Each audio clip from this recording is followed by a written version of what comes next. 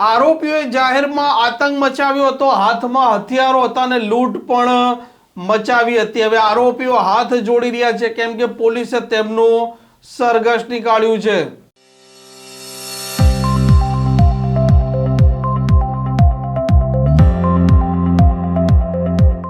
નમસ્કાર, આપ જોઈ રહ્યા છો હોટલાઇન ન્યૂઝ। ગુજરાતમાં જે પ્રકારે અસામાજિક તત્વો કાયદો વ્યવસ્થાને પડકારી રહ્યા છે અને કોઈ પણનો ડર રાખ્યા વગર ગમે તેને માર મારે છે, હત્યા કરે છે, હત્યાનો પ્રયાસ કરે છે, લૂંટ કરે છે, ફાયરિંગ કરે છે, ધાડ મારે છે કે ચોરીઓ કરે છે।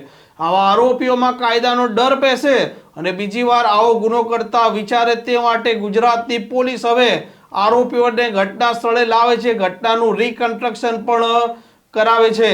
જ્યારે રોડ પરથી આવા આરોપીઓ પસાર થતા હોય છે તે સમયે તેમના જ વિસ્તારમાં જે તેમની દાગ હોય છે અને જે તેમની ઇજ્જત હોય છે તે ધૂળ ધાણી પણ થઈ જતી હોય છે।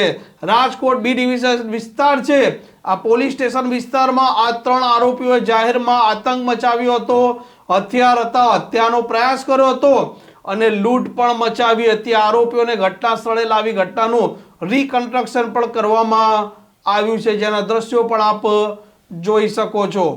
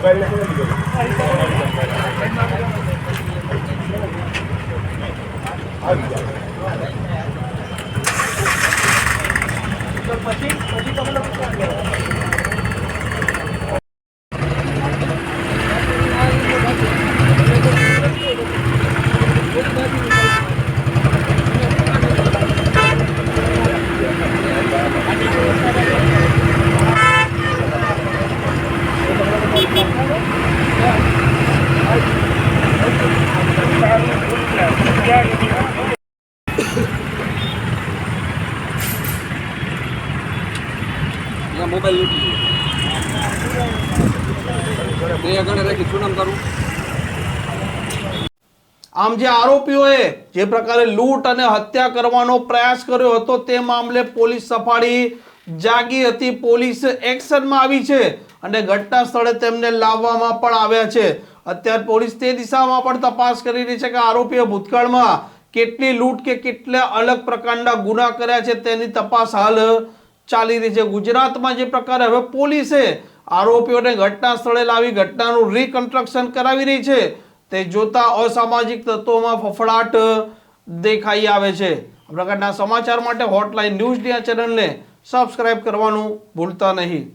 આવા પ્રકારના વિડીયો તમને જોવા ગમતા હોય તો હોટલાઇન ન્યૂઝ ચેનલને લાઇક, શેર અને સબસ્ક્રાઇબ કરો।